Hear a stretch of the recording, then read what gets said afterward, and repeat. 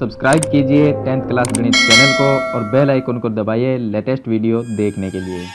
Hello friends, चलिए आज हम कक्षा 10 गणित की प्रश्नावली 3.4 का प्रश्न नंबर 1 हल करेंगे। अगर आपको पीछे वाली एक्सरसाइज के क्वेश्चन का हल देखना है तो इस वीडियो के डिस्क्रिप्शन में आपको प्लेलिस्ट का लिंक मिल जाएगा, उस पर क्लिक करके आप पीछे वाली वीडियो देख सकते हैं।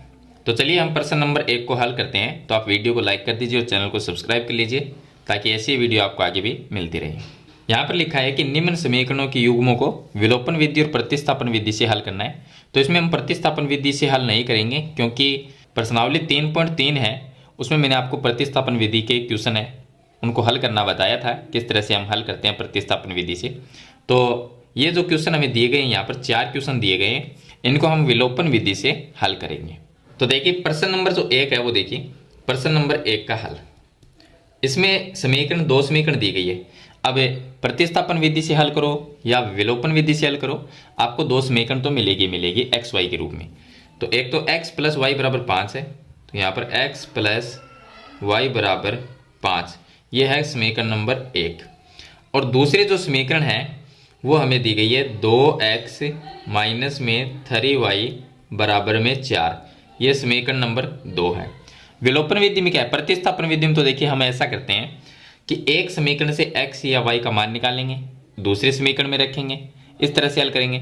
विलोपन विधि में क्या होगा कि एक समीकरण को दूसरे समीकरण के ऊपर नीचे लिखते हैं और या तो उसमें x का जो पद है वो बराबर होना चाहिए या y का पद बराबर होना चाहिए। जैसे यहाँ पर x है और यहाँ पर 2x है तो ये बराबर नहीं है। अगर हमें x को 2x बनाना है तो इस समीकरण को 2 से गुणा करना पड़ेगा, क्योंकि एक पद बराबर होना चाहिए, चाहे आप x का करो या आप y का पद बराबर करो। तो समीकरण 1 को हम 2 से गुणा कर देंगे तो यहाँ पर भी 2x आएगा, यहाँ पर भी 2x आ जाएगा और यहाँ पर 10 हो जाएगा। तो इससे कोई मतलब नहीं है यहाँ पर 10 हो यहाँ पर 2y हो, हमें यहाँ पर 2x है तो यहाँ पर अगर 2x लेके आना है तो हम क्या कर सकते हैं, हम 2 से गुणा कर सकते हैं, बस आपको बराबर करना है। तो समीकरण 1 को अगर मैं 2 से गुणा कर देता हूँ तो यहाँ पर 2x आ जाएगा और समीकरण 2 में भी यहाँ पर 2x है तो एक पद बराबर हो गया, तो हम 2 से गुणा कर देंगे। तो यहाँ पर आपको लिखना है कि समीकरण 1 को 2 से गुणा करने पर अब समीकरण 1 को जब 2 से मैं गुणा करूँगा तो ये 2x हो जाएगा, प्लस में y को 2 से गुणा करेंगे तो ये 2y हो जाए। अकेले आपको पद को नहीं करना, पूरी समीकरण को गुणा करना है। और बराबर में 5 है तो इसको भी 2 से गुणा करना पड़ेगा तो ये 10 आ जाएगा। अब ये एक नई समीकरण बन गई, समीकरण 1 से हमने एक नई समीकरण बनाई है तो इसको नाम देंगे समीकरण नंबर 3 और इसके नीचे लिख देंगे समीकरण नंबर 2, क्योंकि समीकरण 2 में तो हमने कोई चेंज ही नहीं किया। तो समीकरण 2 इसके नीचे लिख देंगे 2x माइनस में 3y बराबर में 4, ये समीकरण नंबर 2 है। विलोपन विधि में जो पद है उसको विलुप्त करना है। तो देखिए यहाँ पर भी 2x है, ये 2x है, दोनों ही प्लस में है, तो नीचे वाले जो समीकरण है उसके चिन्ह चेंज करने हैं। ये माइनस, ये प्लस है तो माइनस, यहाँ पर माइनस है तो ये प्लस कर देंगे, ये भी प्लस में संख्या है तो ये प्लस में है तो इसको माइनस करना है। अब 2x ये प्लस में ये माइनस में, ये तो कट जाएंगे और 2y प्लस में 3y तो ये प्लस में हो गए 5y बराबर 10 माइनस 4, ये माइनस में 4 है और ये प्लस में 10 है तो कितना रहेगा, 6 रहेगा, तो ये आ गया 6। और y का मान क्या आएगा, y का मान आ जाएगा 6 बट्टे में आ जाएगा 5, तो ये आ गया y का मान। अब जो y का मान है वो मान हम समीकरण 1 या 2 या समीकरण 3 किसी में भी रख सकते हैं। तो चलिए अब समीकरण 1 में रख देते हैं, जो समीकरण छोटी है उसी में रख देते हैं। तो यहाँ पर लिखना है कि y का मान समीकरण 1 में रखने पर समीकरण 1 में रख देते हैं। समीकरण 1 है x प्लस में y बराबर में 5, ये समीकरण नंबर 1 है। इसमें हम y का मान क्या रखेंगे, 6 बट्टे 5 रखेंगे। तो x प्लस वाई का मान 6 बट्टे 5 बराबर में आ गया 5। अगर इसके नीचे 1 लिखें और इसके नीचे भी 1 लिखें, इसका अगर एलसीएम लें तो 5 आएगा। अब ये 5x के साथ में गुणा होगा तो 5x प्लस 5 का भाग 5 में एक बार गया, 1 को 6 से गुणा करेंगे 6 आ गया, बराबर 1 का भाग 5 में 5 बार गया और 5 को 5 से गुणा करेंगे तो 25 आ जाएगा। अब बीच में बराबर का चिन्ह हो तो एलसीएम को हम छोड़ देते हैं, तो ये आ गया 5x प्लस में 6 बराबर में आ जाएगा 25। अब 6 को इधर लेके आएंगे तो ये आ गया 5x बराबर 25, माइनस में आ जाएगा 6, तो ये आ गया 5x बराबर 19 रह जाएगा और x का मान आएगा 19/5। तो ये तो आ गया x का मान और ये हो गया y का मान। तो इस तरह से विलोपन विधि से x y का मान निकालते हैं। चलिए इसके बाद मैं आपको बताता हूँ इसका सेकंड क्वेश्चन। अब देखिए क्वेश्चन नंबर 2, इसका हल देखिए। इसमें भी हम दो समीकरण दी गई है। तो एक समीकरण 3x प्लस में 4y बराबर 10, तो ये एक समीकरण है 3x प्लस में 4y बराबर में 10, ये तो समीकरण नंबर 1 है। दूसरी समीकरण है 2x माइनस में 2y बराबर में 2 है, ये आ गया 2, और ये हो गई समीकरण नंबर 2। अब देखिए यहाँ पर x और y का पद देखना है। यहाँ पर 3x है, ये 2x है, ये 4y है और ये 2y है। तो अगर हम x का पद बराबर करना चाहे तो देखिए यहाँ पर हम 6 लेके आएंगे, क्योंकि ऐसे तो बराबर होगा नहीं, ऐसा तो कोई संख्या नहीं है जिसको हम गुणा कर दें। अगर 3 को गुणा करें तो 2 बन जाए और 2 को गुणा करें तो 3 बन जाए, ऐसी तो कोई संख्या नहीं है। हम 6 बना सकते हैं दोनों को गुणा करके। तो 3 को 2 से गुणा करेंगे तो 6 बनेगा और यहाँ पर इसको 3 से गुणा करेंगे तो 6 बनेगा, लेकिन हम ऐसा नहीं करेंगे। y का पद बराबर कर लेते हैं, ये 4y है, यहाँ पर 4y लाने के लिए हम इसको 2 से गुणा कर सकते हैं। अगर मैं 2y को 2 से गुणा करूँगा तो 4y होगा, इसके बराबर आ जाएगा। इसका मतलब इस पद को अगर 2 से गुणा करेंगे तो पूरी समीकरण को 2 से गुणा करना है। तो जो समीकरण नंबर 2 है उसको हम गुणा कर देंगे 2 से, तो मैं यहीं पर लिख देता हूँ गुणा में 2। चलिए अब हमने क्या किया कि समीकरण नंबर 2 को 2 से गुणा किया तो ये 4x बन गया और माइनस ये 4y बनेगा बराबर में ये 2 है, इसको 2 से गुणा करेंगे 4, ये समीकरण नंबर 3 बन गई।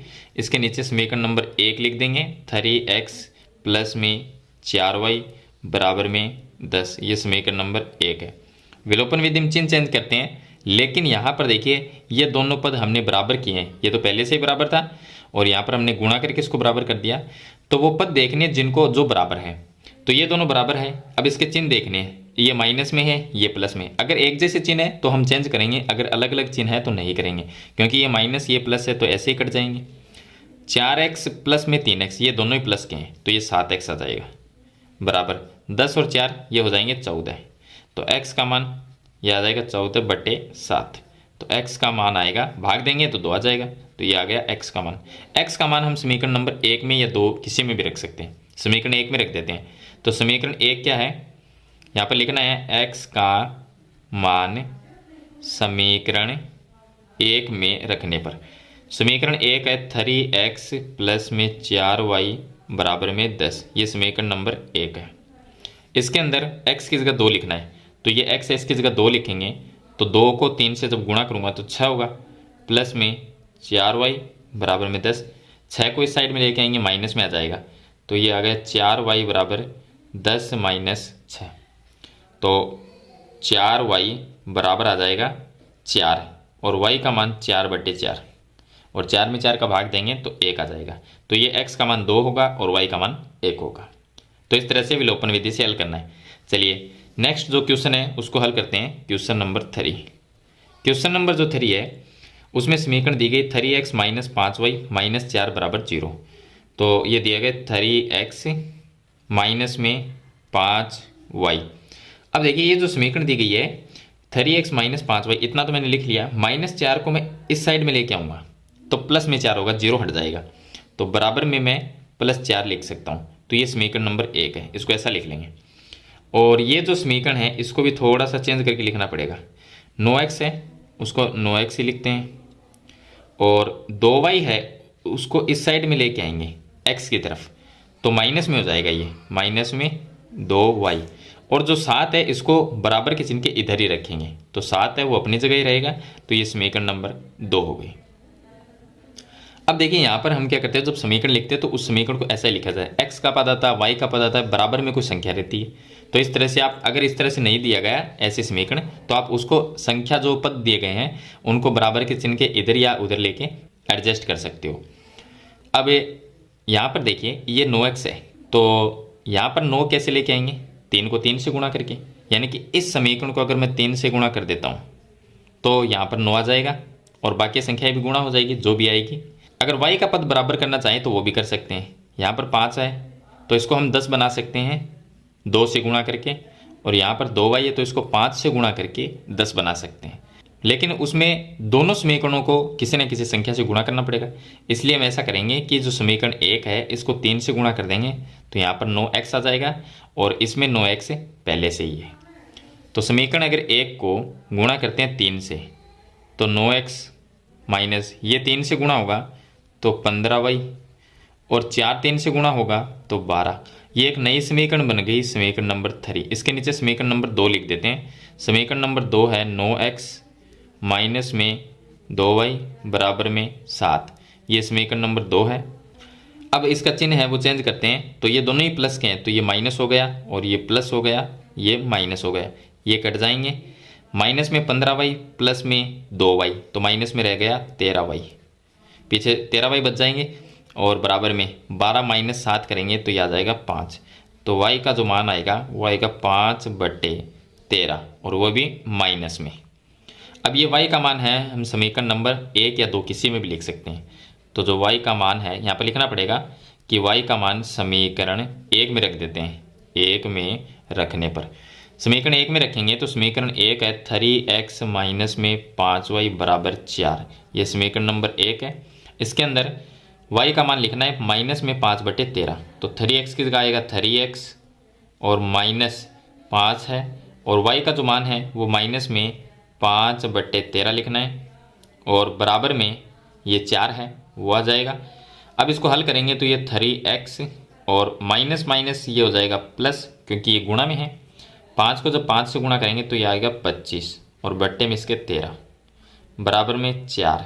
अब इसके नीचे 1 लिखें और इसके नीचे 1 लिखें, इसका एलसीएम लेंगे तो 13 आ जाएगा। अब 13 को 3 से गुणा करेंगे तो 13 को 3 से गुणा करेंगे 39x, तो ये आएगा, और प्लस में इसके बट्टे में 13 है तो ये कट जाएगा, तो ऊपर 25 ही आएगा, और बराबर 1 का भाग चला गया 13 बार। 13 को 4 से गुणा कर देते हैं तो ये आ जाएगा 52। अब बराबर का चिन्ह बीच में है तो एलसीएम को छोड़ देंगे। 39x ये आ गया, और ये 25 है उसको इस साइड में लेके आएंगे तो ये आ गया 52, और माइनस में आ गया 25, तो ये आ गया 39x बराबर में 52 माइनस 25 करेंगे तो 27 रह जाएगा। और जो x का मान है, x का जो मान है वो आ जाएगा x बराबर 27 बट्टे में 39 आ जाएगा, तो ये आ गया x का मान, और y का मान यहाँ पर हमने निकाल लिया था, तो ये y का मान हो जाएगा और ये x का मान हो जाएगा। तो इस तरह से आपको क्वेश्चन नंबर 3 है उसको हल करना है। यहाँ पर देखिए x का जो मान है उसमें आप भाग भी दे सकते हैं संख्या का, तो इसमें 3 का भाग जाता है 9 बार, और 39 में 3 का भाग जाता है 13 बार, तो 9/13 है वो भी इसका आंसर सही है, और 27/39 है वो भी सही है। अब यहाँ पर क्वेश्चन नंबर जो 4 है उसको हल करते हैं, क्योंकि ये पहले से बट्टे में दिया गया है तो इसको पहले सरल करके समीकरण बनानी पड़ेगी। अब देखिए क्वेश्चन नंबर 4 लास्ट क्वेश्चन है, इसको हल करते हैं। ये दिया है x/2 प्लस 2y/3 बराबर में -1, तो और दूसरी समीकरण दी गई है x माइनस y/3 बराबर में 3। इसके बट्टे में 1 लिख लेते हैं और इसका एलसीएम लेते हैं। 3 और 2 का एलसीएम आएगा 6। अब 2 का भाग देंगे, इसमें तो 3 आएगा और 3 को x से गुणा किया तो 3x, प्लस 3 का भाग देंगे 2 आएगा, 2 को 2y से गुणा करेंगे 4y, बराबर में 1 का भाग देंगे 6 आएगा, और 6 को -1 से गुणा करेंगे तो माइनस में 6। बीच में बराबर का चिन्ह हो तो एलसीएम को छोड़ देते हैं, तो समीकरण क्या बनेगी? समीकरण बनेगी 3x और प्लस में यह आ गया 4y बराबर -6। यह आ गई समीकरण नंबर 1। यहाँ पर इसके नीचे 1 लिखेंगे, इसके नीचे 1 लिखेंगे, इसका एलसीएम लेंगे तो 3 आएगा, और ये 3x से गुणा होगा तो 3x माइनस 3 में 3 का भाग 1 बार गया, 1 को y से गुणा किया तो y, और 1 का भाग देंगे 3 आएगा, 3 को 3 से गुणा करेंगे 9। अब एलसीएम तो छोड़ देंगे तो दूसरी समीकरण क्या बनेगी?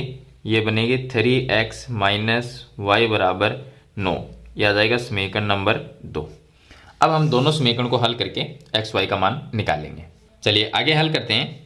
तो समीकरण 1 में x का पद और समीकरण 2 में x का पद बराबर है, दोनों में x का पद बराबर है, तो समीकरण 1 के नीचे समीकरण 2 लिख देते हैं। तो ये आ गया 3x माइनस में y बराबर में 9। ये समीकरण नंबर 2 इसके नीचे लिख लेते हैं। विलोपन विधि से हल करेंगे तो चिन्ह चेंज कर देंगे क्योंकि दोनों के चिन्ह एक जैसे हैं प्लस के। तो ये माइनस और ये प्लस और ये माइनस, तो ये तो कट जाएगा।